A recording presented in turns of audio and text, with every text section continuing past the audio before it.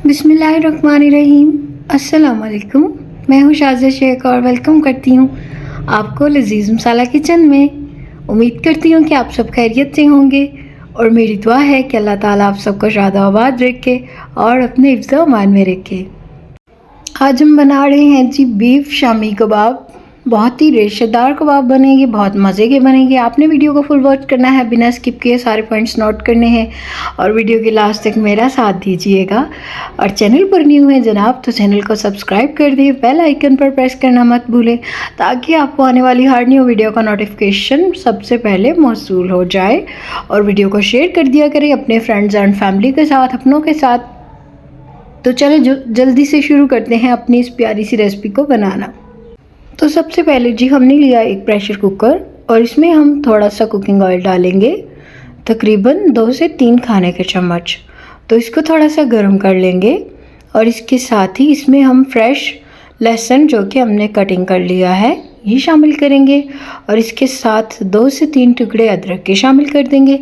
और ये रेसिपी जो है इसमें फ्रेश अदरक लहसुन जाएगा, इसका जो पेस्ट हमने बना के रखा होता है वो बिल्कुल भी शामिल नहीं करेंगे। तो इसको थोड़ा सा फ्राई करते हैं। तो इसको 5 से 6 मिनट फ्राई करने के बाद मैं इसमें बीफ शामिल कर दूंगी।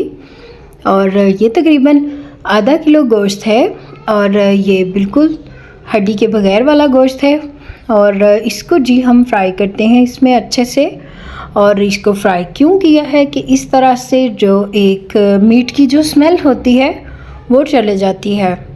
तो यहाँ पर इसको हम फ्राई करते हैं और इसको इतना फ्राई करते हैं कि इसका जो कलर है वो चेंज हो जाए। तो आप देख सकते हैं कि मीट का जो कलर है वो चेंज हो गया है। और अब इसमें कुछ खड़े मसाले शामिल करते हैं जिसमें है मेरे पास छोटी इलायची, दालचीनी, पिपली और थोड़ी सी काली मिर्च के दाने।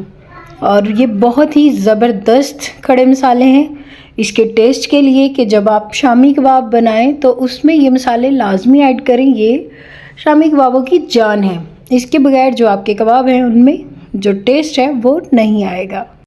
और अब जी पिसे हुए मसाले शामिल करते हैं। 1 टीस्पून नमक, 1 टीस्पून लाल मिर्च, 1 टीस्पून खुश्क धनिया पाउडर, 1 टीस्पून काली मिर्च, 1 टीस्पून चिली फ्लेक्स और 1/4 टीस्पून हल्दी है। इसके अलावा जी इसमें कोई भी मसाले शामिल नहीं करेंगे हम और इनको अच्छे से मिक्स करेंगे। अब जी इसमें शामिल करते हैं हम दाल। और दाल जो है इसको मैंने 4 घंटे के लिए भिगो के रखा था। ये चने की दाल है और आप इसको जब भी बनाएं तो 3 से 4 घंटे कम से कम इसको भिगो के रखें। तो यहाँ पर मैंने इसको 3 से 4 घंटे भिगो के रखा था। आप देख सकते हैं कि माशाल्लाह से दाल काफ़ी फूल गई है। और एक सबसे अहम बात कि जब आप दाल को भिगोएं तो इसका जो पानी है जिसमें आपने इसको 4 घंटे के लिए भिगो कर रखा था उसको वेस्ट कर दें। वो पानी जो है कभी भी आप शामिल नहीं करेंगे क्योंकि दाल की एक अपनी स्मेल होती है और वो पानी जो है उसको आपने वेस्ट कर देना है। तो यहाँ पर मैं इसमें 2 गिलास पानी शामिल कर रही हूँ ताकि हमारा जो मीट है वो अच्छे से गल जाए और दाल भी गल जाए। तो यहाँ पर एक दरमियाने साइज़ का प्याज जो कि मैंने रफली सा कटिंग कर दिया है और 3 से 4 हरी मिर्चें हैं, इनको भी मैंने कटिंग कर लिया है, ये शामिल कर देंगे और इसको कर देंगे कवर और इस पे लगा देंगे हम वेट और इसको हम 30 मिनट के लिए रखेंगे। और 30 मिनट के बाद इसको चेक करते हैं। और आप जब भी कुकर को यूज़ करें तो इसकी जब स्टीम है सारी ही खारिज हो जाए तो फिर आपने इसको ओपन करना है। ये बहुत ही अहम पॉइंट है उन लोगों के लिए जो कि कुकर को ज़्यादा इस्तेमाल नहीं करते। तो अब जी हम देख रहे हैं कि हमारी ये जो दाल है ये बहुत ही ज़बरदस्त तरीके से गल गई है। आपके सामने मैं आपको चेक करवा रही हूँ, आप देख सकते हैं बिल्कुल गल गई है। और अब इसमें जो पानी बचा है आपने इससे बिल्कुल भी परेशान नहीं होना, इसका थोड़ी सी हाई फ्लेम करेंगे और यहाँ पर इसको हम ड्राई कर लेंगे पानी को। कोई भी मसला नहीं है, जैसे ही आप हाई फ्लेम करेंगे तो ये सारा पानी जो है ड्राई हो जाएगा। तो आप देख सकते हैं कि यहाँ पर मैंने हाई फ्लेम करके सारा पानी ड्राई कर लिया है।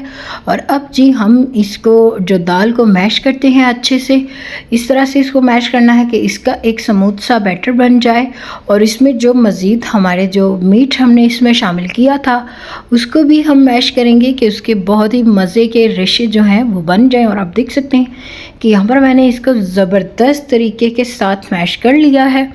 और इसमें जो बड़ी इलायची, छोटी इलायची, दालचीनी ऐसा कुछ भी आपको मिले और उसको निकाल दें। तो अब जी हम इस मिक्सचर को ठंडा करने के लिए रख देंगे। भी बिल्कुल इसी तरह से इसको जब आप कूट लें तो इसको एक ट्रे में डालकर ठंडा होने के लिए रख दें। तो यहाँ पर मैंने इसको एक बाउल में शिफ्ट कर दिया और अब खूब सारा धनिया शामिल करेंगे इसमें हम, और इसके साथ ही इसमें हरी मिर्चें शामिल कर देंगे 3 से 4 अदद, जो कि बारीक बारीक चॉप कर ली थी। तो अगर आप वीडियो देखते हुए यहाँ तक आ गए तो वीडियो को लाइक कर दें और चैनल को सब्सक्राइब कर दें। बेल आइकन पर प्रेस करना मत भूलें ताकि आपको आने वाली हर न्यू वीडियो का नोटिफिकेशन सबसे पहले मौसूल हो जाए। तो यहाँ पर जी मैं कर रही हूँ इसकी मिक्सिंग। अच्छे तरीके से इसको मिक्स करेंगे हम ताकि जो धनिया है वो अच्छे से इसमें एडजस्ट हो जाए।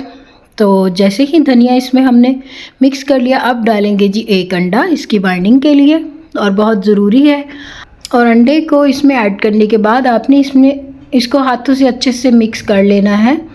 और आपको इस तरह स्टार्टिंग पे फील होगा कि ये शायद पतला हो गया है, लेकिन ऐसा नहीं होगा। आपने इसको हाथों की मदद से अच्छे से मिक्स करते जाना है। तो जैसे ही इसमें सारा अंडा जो है वो जज्ब हो जाएगा तो और लीजिए जनाब, यहाँ पर हमारा ये जो मिक्सचर है रेडी है।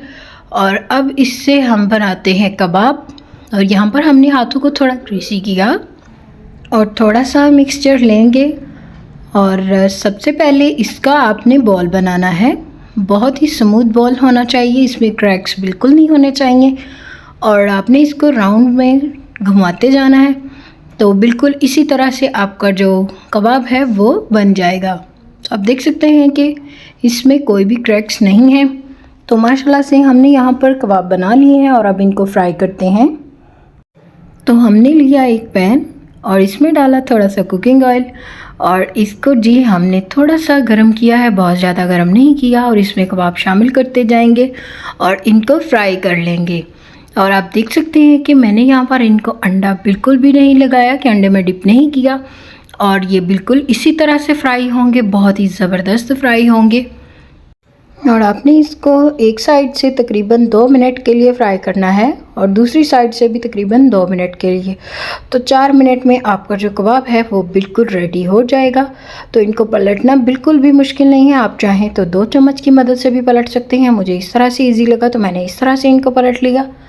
और अब जी ये यहाँ पर बिल्कुल रेडी हैं और इनको करते हैं डिश आउट। तो माशाल्लाह से जी हमने कबाबों को कर लिया डिश आउट। तो माशाल्लाह से ये है जी इनकी फ़ाइनल लुक। उम्मीद करती हूँ कि आपको ये रेसिपी बहुत अच्छी लगी होगी। और आप इसको रोटी के साथ भी सर्व कर सकते हैं, नान के साथ भी कर सकते हैं, आपकी मर्ज़ी है।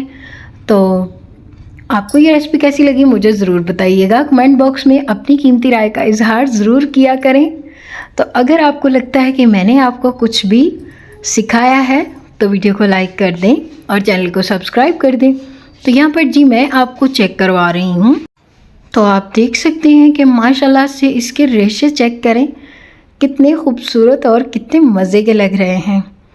तो यही इसकी एक ख़ासियत है शामी कबाबों की, जो कि हमने बनाए हैं बीफ शामी कबाब। और आप भी ज़रूर ट्राई करें, अपने घर वालों को बना के खिलाएं। तो आपसे मिलते हैं न्यू रेसिपी के साथ। अपना बहुत ख्याल रखें, अपनों का बहुत ख्याल रखें और मुझे अपनी दुआओं में ज़रूर याद रखिएगा। अल्लाह हाफिज़।